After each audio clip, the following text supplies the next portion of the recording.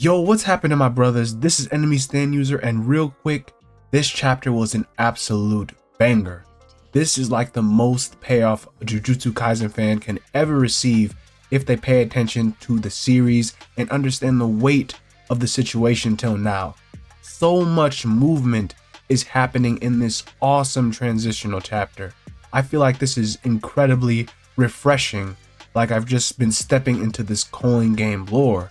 So today will not so much be like a review, but more so a discussion, because there is way too much hype, lore, and reveals to just glance over. So I really want to try and dig into this chapter and the future of possibly the greatest JJK arc of all time. Alright, starting with the lower moments from this chapter, it's about damn time. KAMO finally got some issues worked out, and Sakurajima concluded in that very obscure battle, probably the most underappreciated fight in the games, because we saw two characters grow emotionally and the complete eradication of everything the Zenin were. But now MAKI and KAMO are going back and forth about their self-worth with their families, and it's pretty deep because they both held some resentment for their clan and especially for their mothers, which was an unexpected emotional twist. Noritoshi can't stand with the KAMO clan because he got outplayed by Kenjaku, and he can't be with his mother because she seems to have moved on. But MAKI told KAMO to ask his mother about how she's feeling, just ask her about it. And MAKI asked hers, then she killed her. In fact, MAKI heard her out, and still she tasted my blade, which I won't judge MAKI, that's really on the extreme side, which is probably why MAKI feels maybe killing her was too rash. They should have talked more. After all, that familial bond of a mother should probably be the strongest bond of all. Because she actually did love MAKI and Mai. She loved them, even to kill Naoya in her dying moments. So now there's always going to be that misunderstanding because MAKI will never know how things would go or how her mother truly felt. So KAMO should not make that mistake and try to talk to his mom. Then we cut to his mother's POV and her family as they discuss Noritoshi, and understandably she was a bit angry in her younger days when she had KAMO and raised him in the clan environment, because she must have been treated pretty poorly as the mistress, and so KAMO's dad likely used her to conceive a child to succeed the blood manipulation technique. And Mama Noritoshi was so outright distraught and upset in her position to even name KAMO Noritoshi as a taboo, obviously, because Noritoshi is the blot in the KAMO clan history. So KAMO himself is taboo in a sense, but what she really wanted for her son was to leave the clan and join her, which completely contradicts KAMO's belief to make a place for his mom. So he had his goals all mixed up. F the clan. Go be with your mom, your siblings. They haven't forgotten about KAMO, and I find that extremely nice. So this was a pretty good wrap up for KAMO's chapter as of late. Also, I really appreciate the subtle cues Gege puts in on these off characters like Mama Noritoshi. You can tell Gege or something, he kind of has a thing or a trend for moms in JJK. Okay, now for the elephant in the room. We got our squad back with new faces too. Yuji, Megumi, Takaba, even Hana are all aligned. Everyone's met in the colony through a number of circumstances. Yuji met Takaba, Takaba and Yuji chased Angel to the hotel with Megumi, and everyone is cool with each other. And Hana, Yuji, and Takaba just share one brain cell, like they're just vibing, bro. Like some moments in this interaction with Yuji chilling in a first class suite with the wine glass and a bathrobe was just some of the funniest synergy I've seen in a while. Like, this is hilarious. Gege is on fire right now. Our squad is resting up, eating snacks, taking showers. Something big is about to pop off soon because things are going really smooth. And this is 2 days after their battle from Tokyo 1. It's the morning of the 14th. So it's crazy seeing everyone so relaxed. And it's very surprising seeing how natural Angel is with the boys, basically. She is way cooler than I imagined, at least in context with Hana Kurozu herself. She is extremely friendly right off the bat, but things divulge to make the situation much more interesting, because the Angel is probably the single most important sorcerer right now in the sorcerer's strategy, and she seems to have a fixation on Megumi like her fated one. One of the first bits of info we get is that the real world is having somewhat of a crisis on their hands with what's happening inside the colony's barriers. There's still infrastructure and electricity, so people can still sustain themselves with food, water, and shelter, but cursed spirits still rampage. They are very vicious at night, and there are over 10 million released by Kenjaku. Hana asks Takaba if he's seen the news since he was a player outside in the real world, but of course, Takaba's clueless. However, there is the very real possibility Kenjaku is orchestrating and puppeteering events on the outside of the barriers so the Culling games keep going. And we already know Kenjaku is making big brain international plans, like Gege's planting seeds in the plot. The sorcerers now have 359 points and have reached their quota for the games.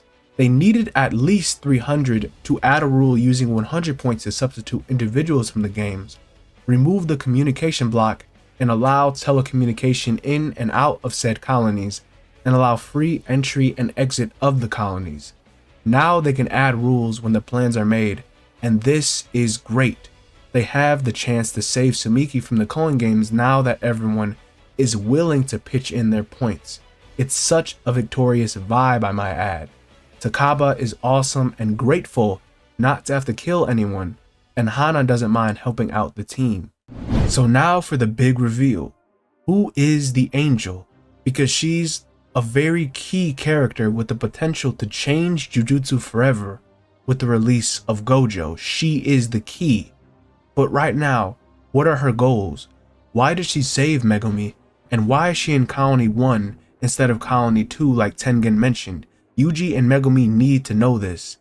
Well, as you can see, Hana's situation is a bit familiar, as the Angel makes itself known. And while we don't know why the Angel saved Megumi, Hana cut off the Angel as it wanted to spoil Megumi and Hana's previous relationship or their history, there is something Hana doesn't want the Angel to reveal, something personal. And no doubt it has to do with why Megumi is this fated one, and maybe a foreshadow of how Regi's final curse to Megumi, because fate will toy with him before he dies, and that's some dark messages we will soon not forget. Hana's situation is exactly like Yuji in that she shares a body with an incarnated cursed object. The Angel is a 1,000-year-old sorcerer, but it didn't take over Hana like other ancient players were taken over. Angel and Hana coexist. Hana Kurozu is her own person, and the Angel is its own person, just like Yuji. Now this alone kind of debunks the Sumiki theory because it was already technically revealed in the databook. Sumiki gained a technique as a modern player. She's described as being exposed to cursed energy and given a cursed technique via idol transfiguration like Takaba, Junpei, Higuruma, and Megumi even confirmed it as well in chapter 161 as a modern player. So if you didn't know already, now you know that piece of information. Sumiki should technically be a modern player. She should be, in context with what the story is giving us. But Hana is very strange because she has an obvious history with Megumi and also a name that doesn't pop up on the player list. The odd part is that the Angel says Hana and Megumi used to ... It's hidden, and Hana is very hard pressed not to reveal anything about her personal life. Perhaps it's someone Megumi knew in his past, but it's extremely vague. But the Angel finally discloses its curse technique, and they have the curse technique of complete nullification of curse techniques. Seals and barriers are no exception, so she can enter and exit colonies at will. So they also specifically are immune to barrier techniques, domains included. So she is a very broken character that has been blessed with the power that negates Jujutsu curse techniques. Definitely an extremely strong sorcerer And that's interesting that she avoided a player like Kashimo who doesn't use his curse technique. I'm still trying to figure out why she can fly though, because flight and wings in a halo has nothing to do with her curse technique, because that's by far one of the strangest things about them. They appear to have an incarnation side effect of Hana inheriting Angel's physical features like its halo wings, so that's definitely more than human, like how Yuji has his lower sets of eyes imprinted and etched onto him. And if you look closely, some other ancient incarnations have clear physical markings on them. So given Angel's flight and its wings, Angel could have been an ascended sorcerer like how Sukuna was, because it's obviously not a human feature. But anyways, moving on to incarnated players. Angel's true goal is the complete purge of all incarnated players. These ancient players are like malevolent Yuji Itadoris, but instead of having two symbiotic souls, these victims had their minds overpowered by the souls of ancient sorcerers. The person they were are virtually destroyed, which is kind of messed up, and Angel thinks this is something that should not be happening. It goes against the laws of God.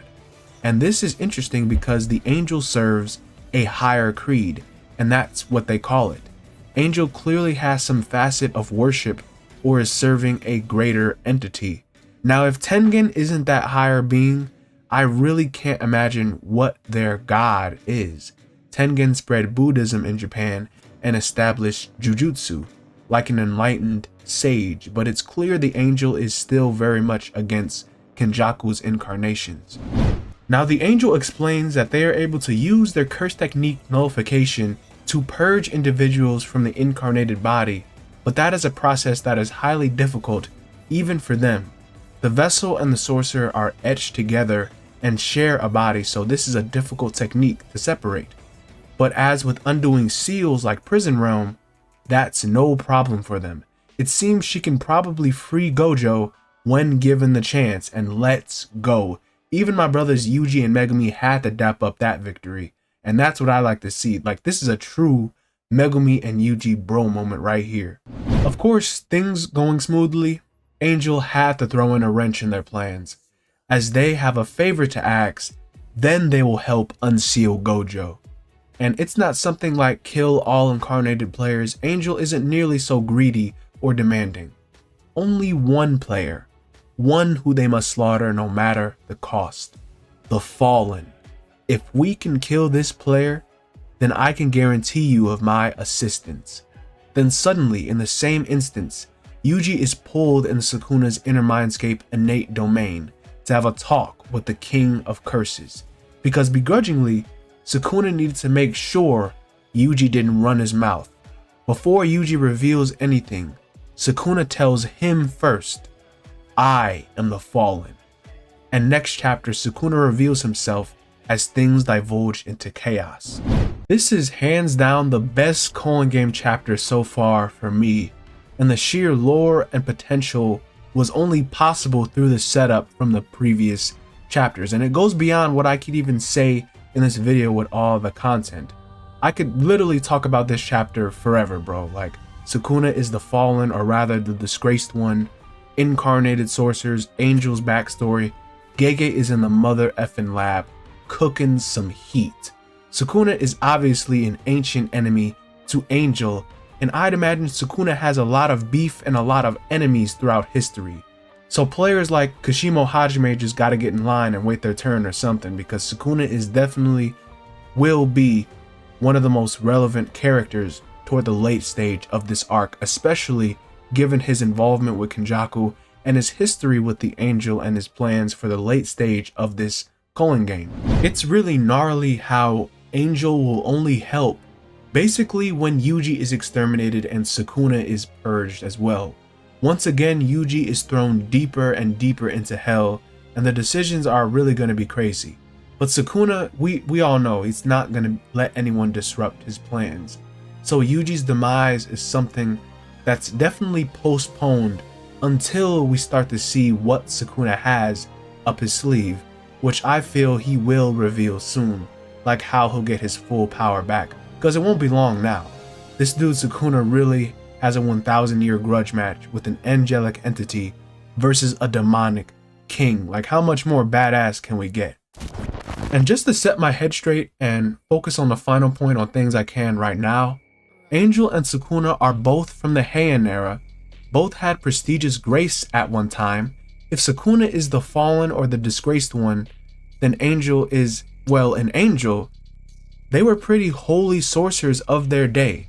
They might have even been a part of the same creed, which would be insane, but now Sukuna is known as the demon of legend, a demon god, the king of curses, fallen from grace.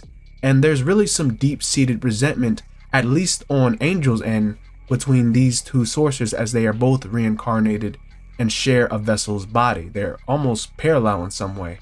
And Angel's mission as an incarnation itself is to eradicate their ancient rivals of different eras, because their existence itself is unholy. And Kenjaku created something that goes against the laws of its god. Humans who transcend death and time, going against fate.